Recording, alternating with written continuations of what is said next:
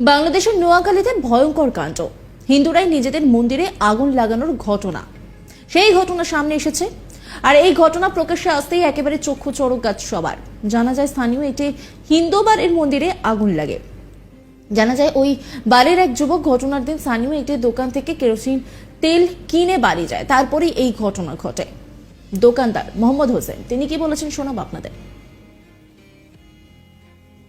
আমার দোকান থেকে কেরাসিন নিচ্ছে, কেরাসিন নিয়ে হে কয় যে বলে যে মন্দিরের মধ্যে কেরাসিন দিচ্ছে, সিন্দি দিকে আগুন লাগে। কারণ কেরাসিন হেরা নিচ্ছে, অন্য তো কেউ নেই নাই।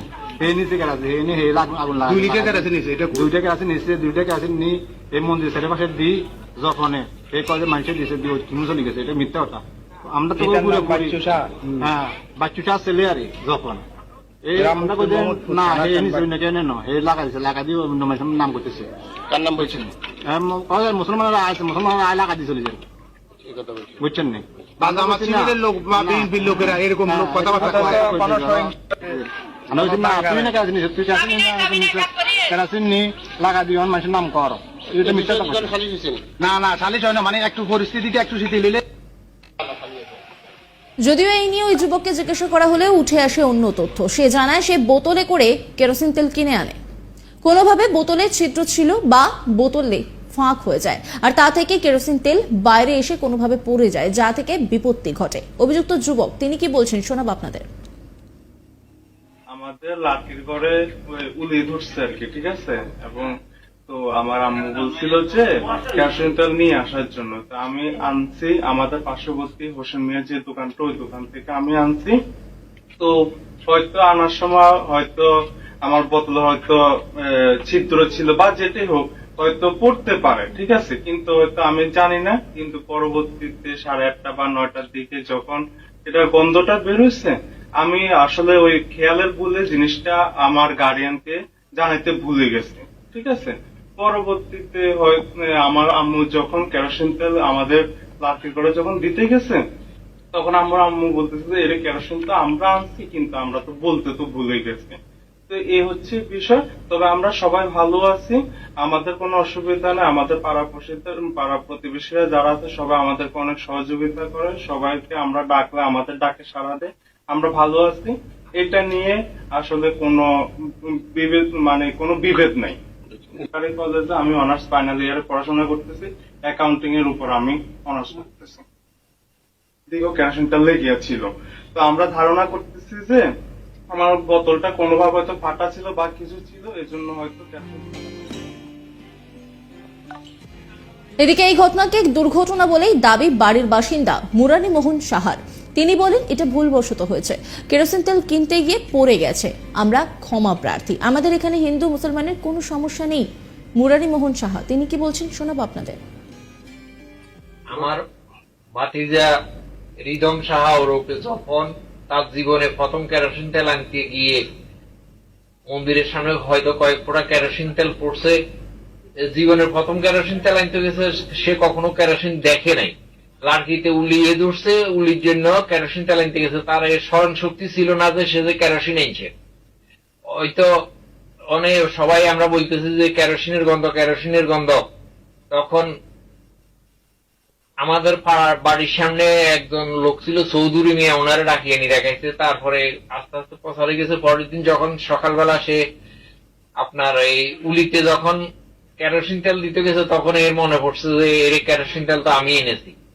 আমরা এই জন্য সবার কাছে ক্ষমা প্রার্থী। আমাদের এলাকার সাম্প্রদায়িকের কোনো সমস্যা নাই, আমরা খুব ভালোভাবে হিন্দু মুসলমান ভাই ভাই একসাথে মিলেমিশে চলতেছি। আমার বাড়ির থেকে 30-40 হাত দূরে মসজিদ, তাদের নামাজ তারা পড়তেছে, আমার পুজোর পুজো আমরা করতেছি, আমাদের কোনো সমস্যা নাই। আমরা হিন্দু মুসলমান একত্রে আছি, ইনশাল্লাহ বাকি জীবন একত্রে থাকবো, আমাদের কোনো সমস্যা হবে না। আর এক স্থানীয় বাসিন্দা আব্দুল করিম তিনি কি বলেছেন শোনাবো আপনাদের। কথা কি কিছু বুঝছেন, আমরা হাতের কি জোর করি এই ভিডিওটা করলে আপনাকে হাতে ইচ্ছাকৃত ভাবে করছে।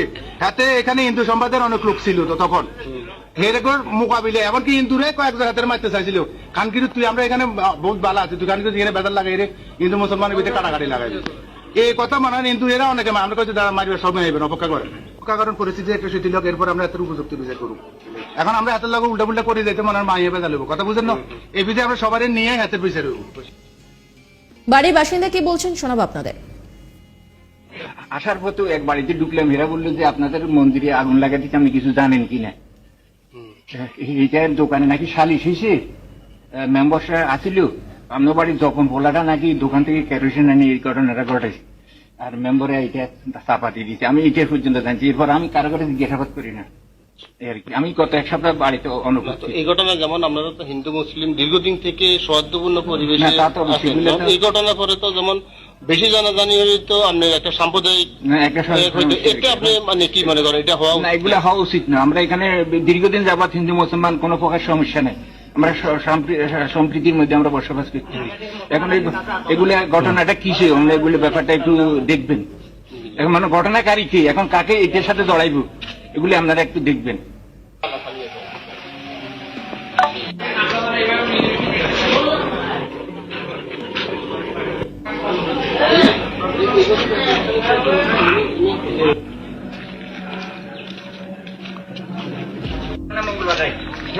সরকারি কি বের হয়?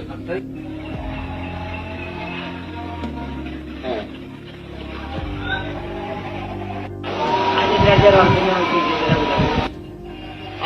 আল্লাহ খালি আছে।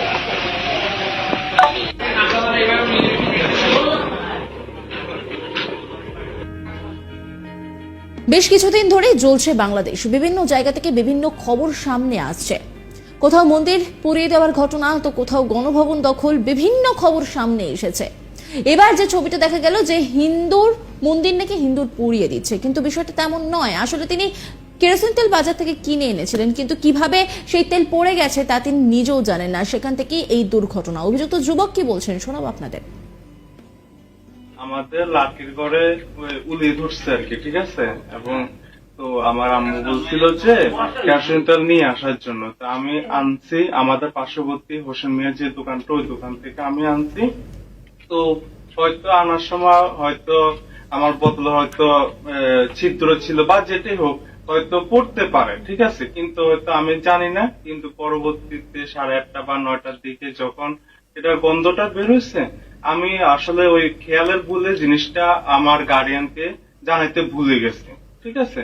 পরবর্তীতে হয়তো আমার আম্মু যখন কেরোসিন তেল আমাদের লাঠির করে যখন দিতে গেছে, তখন আমার আম্মু বলতেছে যে এর কেরোসিন তো আমরা আনছি, কিন্তু আমরা তো বলতে তো ভুলে গেছি। তো এই হচ্ছে বিষয়। তবে আমরা সবাই ভালো আছি, আমাদের কোনো অসুবিধা নেই। আমাদের পাড়া প্রতিবেশীরা যারা আছে সবাই আমাদেরকে অনেক সহযোগিতা করে, সবাইকে আমরা ডাকলে আমাদের ডাকে সাড়া দেয়। আমরা ভালো আছি। নজর রাখুন আজ তাক বাংলার ইউটিউব স্ট্রিমিং এ।